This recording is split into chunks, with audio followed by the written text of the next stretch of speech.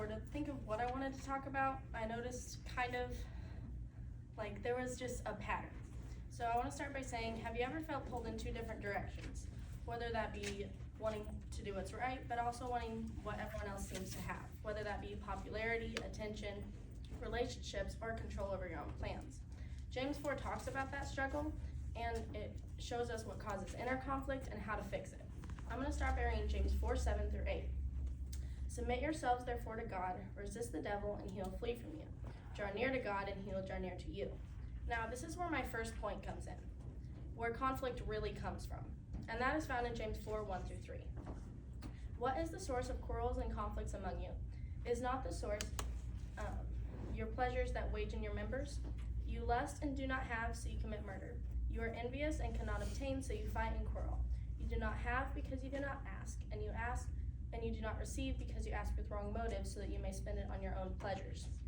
Now, James starts here by saying that fights and stress don't usually come from people, but they come from our desires, like wanting things our way, wanting attention or approval, and wanting control. Now, these desires aren't always sinful on their own, but when they take God's place, that's when we start to struggle. Now, the key idea here is when God isn't first, everything else seems very chaotic. Now, point 2, friendship with the world versus friendship with God. And that is found in James 4:4. You adulteresses, do you not know that friendship with the world is hostility towards God? Therefore, whoever wishes to be a friend of the world makes himself an enemy of God. Now, James said something there that really stuck out to me. Friendship with the world is hostility towards God. Now, this doesn't mean that we can't enjoy life, but it does mean that we can't live by the world's values either, like popularity over faith, pride over humility, and self over God. Now, the main thing here is we can't hold God's hand and the world's hand at the same time. Now, this brings me to my third point, the solution and humility. Now, James 4, 6 through 10 states that, but he gives a greater grace. Therefore it says, God resists the proud, but gives grace to the humble. Submit therefore to God, resist the devil, and he will flee from you. Draw near to God, and he will draw near to you. Cleanse your hands, you sinners, and purify your hearts, you double-minded. Be miserable and mourn and weep. Let your laughter be turned into mourning and your joy to gloom.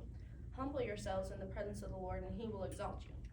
Now, James states in 4:6 that God resists the proud, but gives grace to the humble. It's pretty amazing.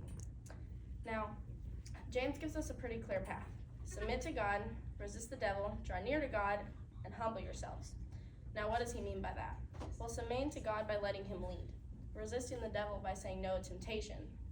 Drawing near to God by praying and reading scripture and genuinely obeying. And humbling yourselves, admitting you need him. That's probably the hardest one out of them all. Now, because we all want to fix everything ourselves. We want to fix this friendship, this relationship, this spot in our lives, so that when someone is like, wow, that's so great, we can be like, yeah, I did that. But we need God. We can't just do it all ourselves. Now, one of my favorite verses is 7 through 8. Therefore, submit to God, resist the devil, and he will flee from you. Draw near to God, and he will draw near to you. Now, God isn't distant, but he's waiting. He's waiting for us to draw near to him. It's not like we're chasing him and he keeps moving further and further away. But he is waiting for us to seek him so he can meet us in the middle. That's the best thing about his grace, is it meets us in the middle of our mess. Now, in conclusion, James 4 reminds us that God doesn't want perfection, but he wants humility. When we choose him over pride, he meets us with grace every single time. Now, I want to leave you with one question. Are you walking with God, or are you walking with the world today? It's your choice. Thank you.